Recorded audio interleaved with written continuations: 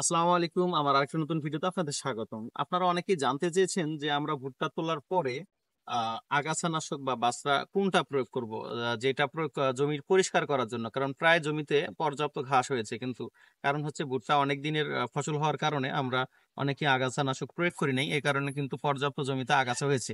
এক্ষেত্রে আগাছা পরিষ্কার করার জন্য আমরা লিভার নিয়ে পরিষ্কার করব নাকি প্রয়োগ করব বা আগাছানাশক প্রয়োগ করব। এখানে বাংলাদেশে বর্তমানে কিন্তু অনেকগুলো আগাছানাশক পাওয়া যায়, সেই ক্ষেত্রে আমরা কোনটা এখানে প্রয়োগ করলে বেশি ভালো হবে?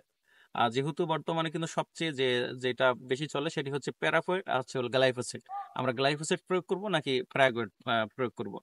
এখন আমি বলি যে যদি আপনার প্যারাগুয়েট হচ্ছে ওয়ান টাইম, এটা দেওয়া মাত্র হলো উপরের যে মাথাগুলা সেগুলো, উপরের যে অংশটা ঘাসের, মানে আপনার জমির যে ঘাসের উপরের অংশটা সেটি মারা যাবে, নিচে যেটা থাকে প্যারাগুয়েট করলে এটা মারা যাবে না।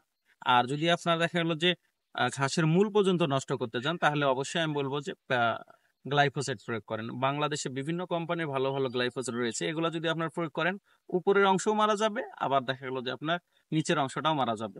আর এতে করে পরবর্তীতে আপনার দেখা গেলো যে ওই জমিতে বা ওই ফসলে কিন্তু ঘাস অনেক কম হবে।